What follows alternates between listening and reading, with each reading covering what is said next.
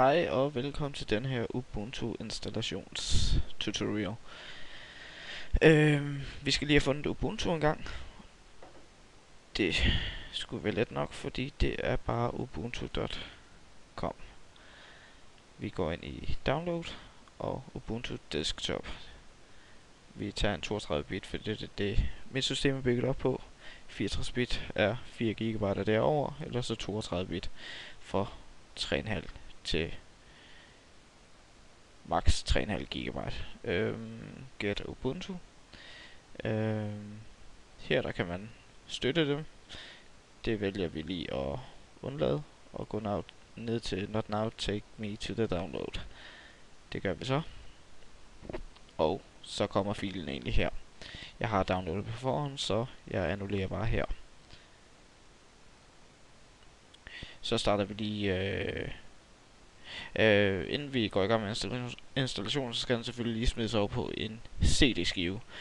Ellers skal den lægges over på en USB-pind. Det kan gøres i form af Unet Boot-in. Jeg har lavet en lille tutorial, den ligger under min kanal.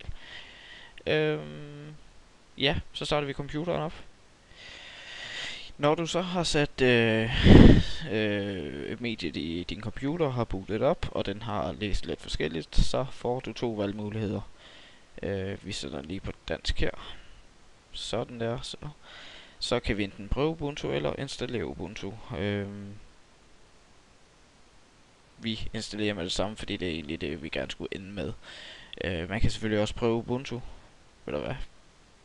Ja, nej. Prøve Ubuntu, der kan man lige prøve systemdata, så kommer der til at ligge en fil herovre, der hedder installere Ubuntu. Vi går direkte i gang.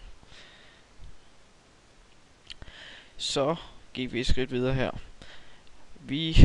Den tjekker lige om vi har nok plads, om vi tilkobler internettet. Vi vil gerne have, at den henter opdateringer, mens der installeres. Vi vil også gerne have, at den henter tredjepartsprogrammer, altså MP3 understøttelse og så videre. Vi siger fortsæt. Så kommer vi til at partitionere vores harddisk. Vi har en Windows 7 på maskinen her, og det har Ubuntu sådan set fundet ud af. Den spørger, om vi vil installere Ubuntu sammen med Windows 7. Det kaldes en dual boot. Det tror jeg, vi gør i det her tilfælde. Vi kan selvfølgelig også bare vælge at slette Windows 7, og så installere Ubuntu på hele harddisken. Man kan også gøre noget helt andet, hvis man er en lille smule mere færm i de her installations, hvis man har noget mere specifikt, man skal. Det er ikke det, vi sigter på lige nu. Vi sigter på at installere en Ubuntu sammen med Windows 7. Så vi siger bare fortsæt. Her der kan vi lige trække og slippe, hvad vi synes er det mest passende. Jeg synes måske halvt om halvt er ganske fornuftigt. Vi installerer. Og så går den sådan set i gang med at installere. Den kommer lige hurtigt med en meddelelse om, at nu kan vi ikke fortryde, hvis vi trykker fortsæt. Så derfor vær jeg sikker på, at du har taget backup og så videre. Vi siger fortsæt. Og så skulle den sådan set gå i gang. Mens vi installerer, så skal vi lige klikke os lidt igennem her. Det er egentlig ganske snedigt, fordi det får egentlig tiden til at gå lidt hurtigere i de her installationer her. Vi skal lige have sat en tidszone. Den er sat til København, så det siger vi jo bare fortsæt til.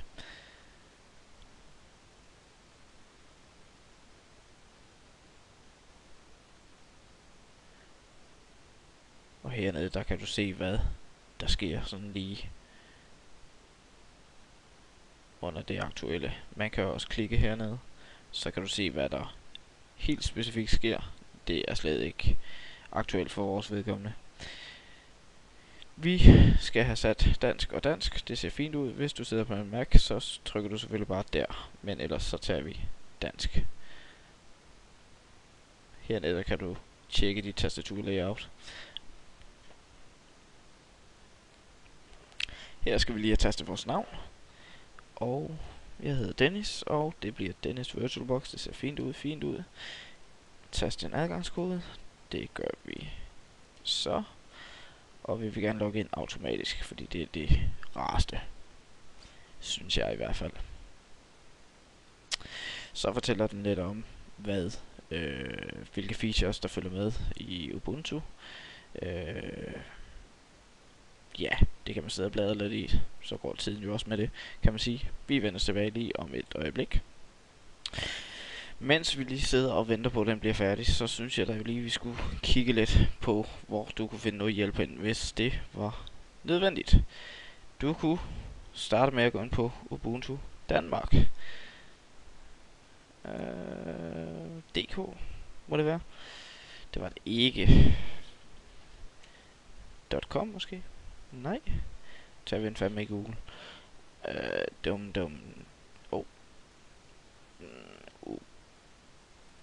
Ubuntu Danmark. Nå, det er bare mig, der ikke... Nå, sådan ser den ud. Sådan ændrer det udseende siden der. Nå, hvad hedder det? Den plejede at gå direkte ind på forum. Minder meget om Ubuntu's hjemmeside. Hvis man skal... Der er noget download her. Hvor får man fat i det? Og så videre. Der er en guide her også. Og der er virkelig masser af guf herinde på Ubuntu Danmark.dk. Hjælp, og der er noget her. Skal vi se, om vi kunne logge ind. Jeg tror, jeg har en bruger for gode gamle dage. Hold op. Ja tak, det har jeg. Og herinde, der har du altså rigtig, rigtig mange gode ting. Så hvis du har et problem, så er det altså bare ind og poste det herinde. Det er nok det bedste sted på dansk. Hvis man ikke kommer til den, så har man også Linux.dk, som man kan hoppe ind på, lave en post. Du kan også hoppe ind på linuxin.dk.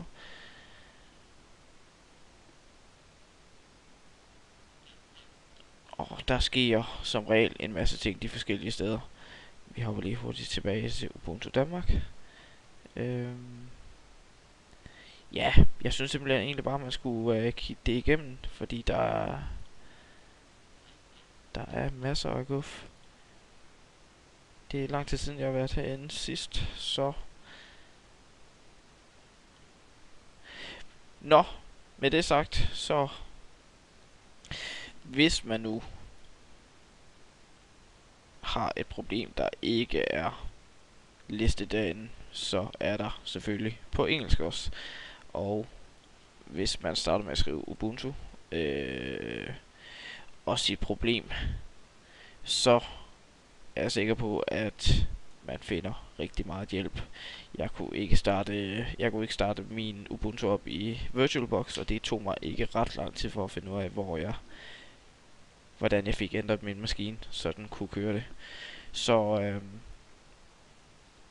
Ubuntu Danmark.dk, Linux.dk og Linuxin.dk, eller tag den på engelsk, tag den på Google, Ubuntu, det problem, så er der helt sikkert hjælp at finde. Så blev Ubuntu færdig med at installere, og vi trykker bare genstart for at komme i gang. Det første du bliver mødt af, når du nu har genstartet din computer, det bliver denne her gruppeversion, eller gruppe bootloader. Ubuntu, det er den første, det er den du kommer ind i dit nye system. Windows 7, det er der hvor din gamle Windows den stadigvæk ligger. Det er den du bruger for at komme derind. Vi vil ind i Ubuntu. Genoprettelsestilstand, det kunne svare til en fejlsikker tilstand i Windows, men vi tager den øverste. Så kom vi ind i Ubuntu. Jeg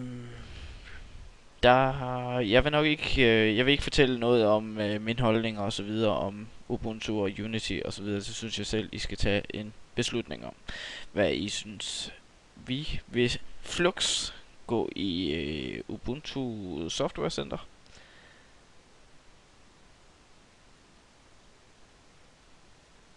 Og der vil vi lige have installeret nogle ting, fordi at så vidt jeg husker, så er Flash og Java ikke installeret på forhånd. Så derfor skal vi selvfølgelig have installeret det.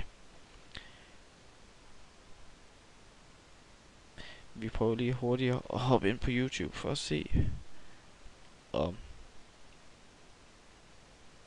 vi kan afspille noget film her. Vi tager den første.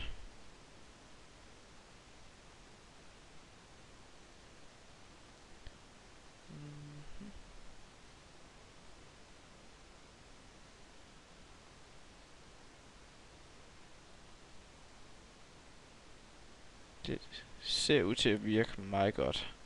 Det er selvfølgelig et stykke tid siden, jeg har rodet med det sidst, så det kan selvfølgelig godt have ændret sig. Og det kunne jo også godt se ud sådan. Vi vil gerne, hvis der kommer et ikon herop med det, der kunne ligne et grafikkort, eller så siger vi lige installere driver. Og der er en driver her til vores VirtualBox. Hvis du sidder på et Nvidia-kort, så vil der være noget Nvidia driver. Hvis det er ATI, så er det et ATI i Radeon. Ja, jeg ved ikke lige, hvad man skal kalde dem efterhånden. Men hvis man gerne vil have den lukkede driver, så siger man bare aktivere. Jeg indtaster lige min kode her.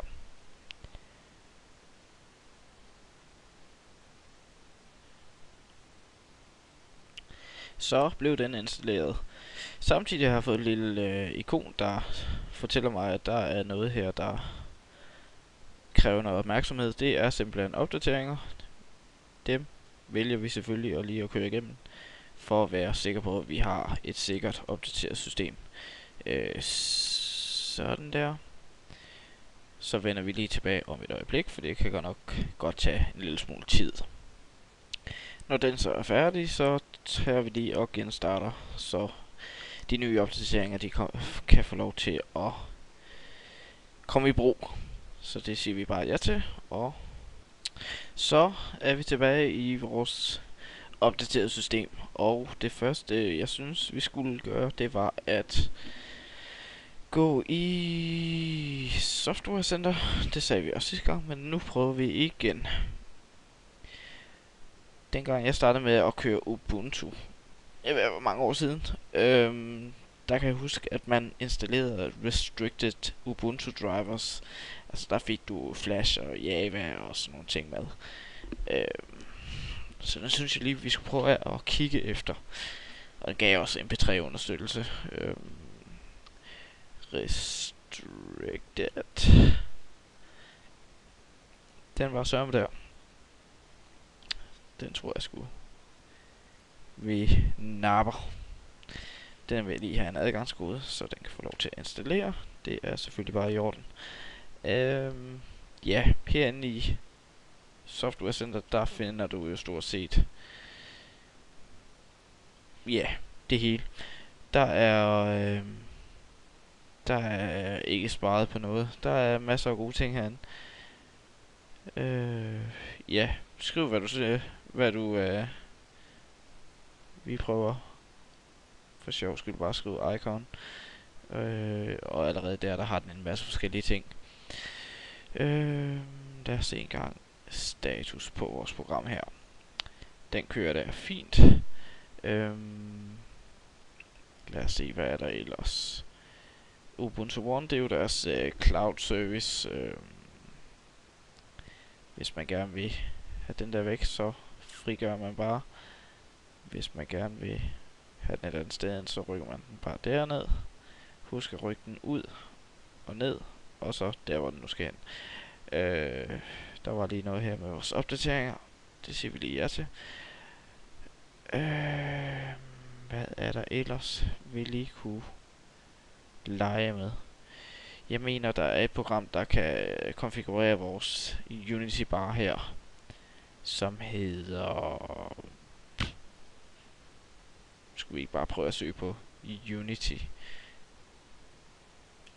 Sådan der. Unity 2D. Lad os se en gang. My Unity. Det skulle vist være den. Det synes jeg siger mig et eller andet.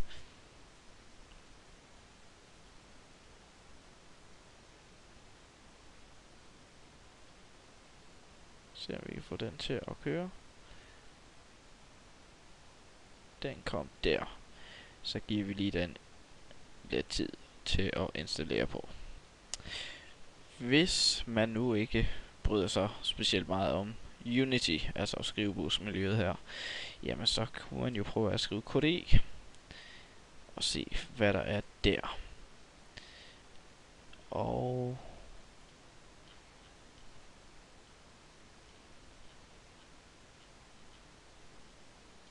KDE.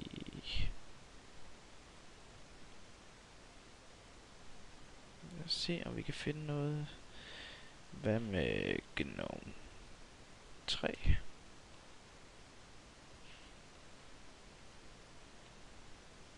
Nej.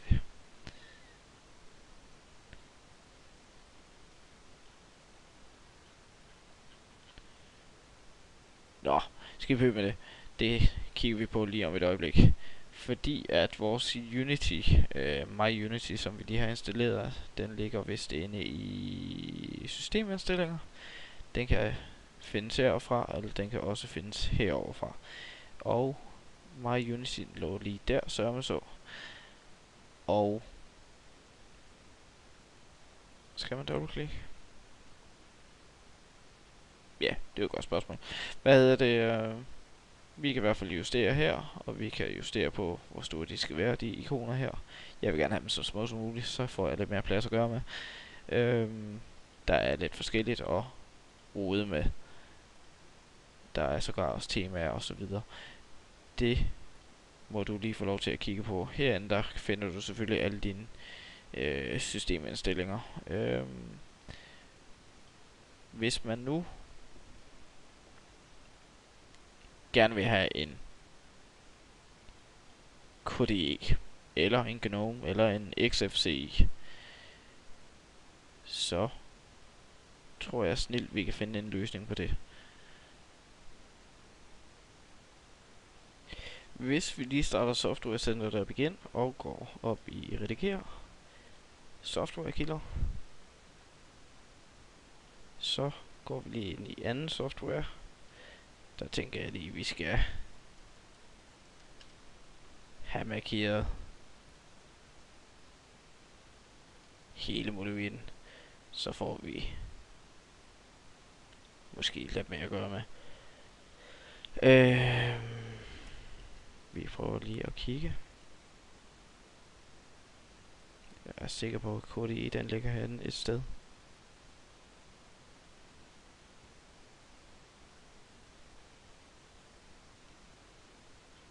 Men der ligger mange pakker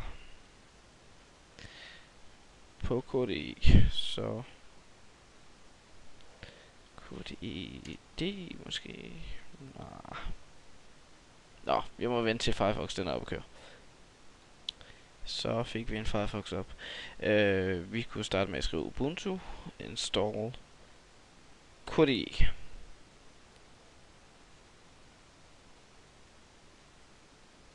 Og lad os da prøve at se, hvad der er muligheder her. How to install KDE on Ubuntu.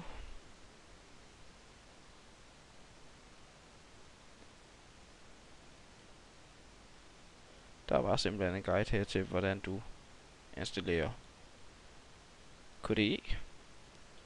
Skulle vi prøve at tage en GNOME.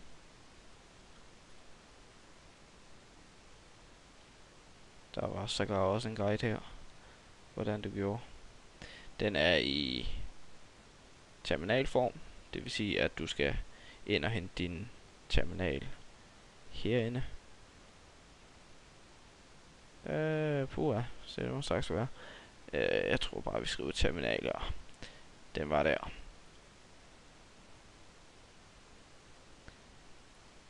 Og så tager du simpelthen egentlig bare de 3 linjer der, kopierer en linje ad gangen, indsætter i den terminal, kører, så har du en GNOME rimelig hurtigt. Nu skal vi selvfølgelig også passe på, at det ikke bliver for avanceret. Vi slukker her. Men hvis man har, hvis man kender en lille smule til KDE, XFCE og så videre, XFCE og KDE, GNOME, LXDE og så videre, er jo skrivebordsmiljø. Det er det, du sidder og kigger på nu. Lige nu der sidder du og kigger på en Unity, som er Ubuntus egen satsning, kan man sige. Og man skal lige vende sig til den, om man kan lide den eller ej. Det er som sagt smag ved have. Jeg tror faktisk ikke, jeg har så meget her at sige. Jeg synes Ubuntu er egentlig meget gennemført og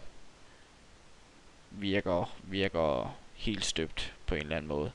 Men det er selvfølgelig igen smag ved have. Vi har i hvert fald fået installeret en Ubuntu sammen med en Windows 7, så vi har fået lavet en dual boot. Vi har fået installeret Flash og Java, så vi kan køre noget netbank. Vi prøver lige hurtigt at tjekke, om netbanken den fungerer. Lad os se. Nordea burde have en netbank. Og den var der, ja. Og netbank.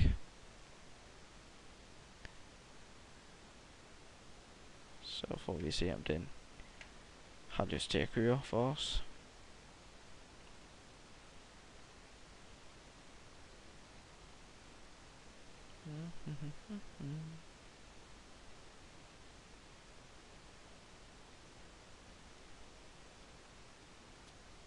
Skal man virkelig trykke?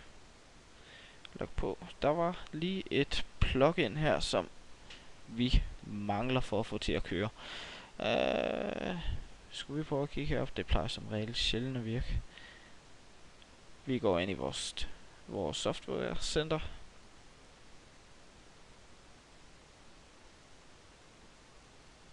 Vi lukker lige vores Firefox. Vi klikker på søgefeltet. Det skal jeg sige, så det kører lidt langsomt her, fordi det er en netbank. Fik vi ikke noget på, så har jeg en anden kode der, eller en keyword, der måske passer bedre. Og det er noget, der hedder ICT, og det er et plugin til din browser, så den kan understøtte noget Java. Det burde give os muligheden for at få noget Java understøttelse. Så når den er installeret, så burde det fungere.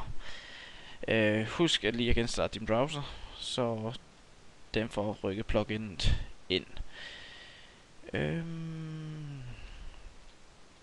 Ja. Men som sagt, så har vi fået lavet en dual boot. Vi har fået vores Flash til at køre, og lige om lidt skulle vi også have vores Java til at køre. Ja, prøv dig frem. Og prøv at lege lidt med det. Der er en masse lækre detaljer og animationer osv., som er lækkert at se på. Og der kommer jo også snart en ny opdatering, altså 12.10. 12 det er årstallet, og 04 det er april måned, og 10 det er oktober måned. Det er der, de har deres release cycles.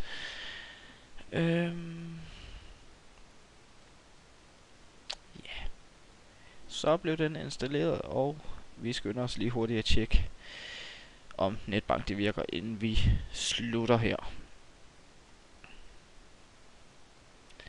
Vi skynder os bare lige at hoppe ind i Nordea igen. Vi gik over i højre side for at finde et link til at logge ind. Og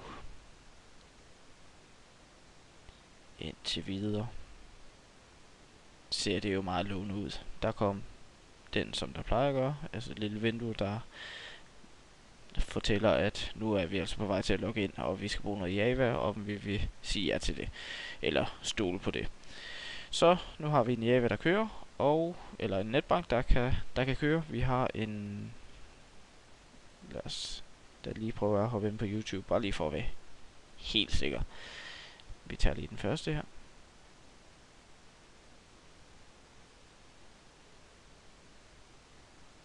og den kører også ganske fint. Så med det sagt, så tror jeg egentlig bare, at vi går herop i hjørnet og siger luk ned. Og så siger jeg tak fordi du kiggede med, og ja, på gensyn. Hej!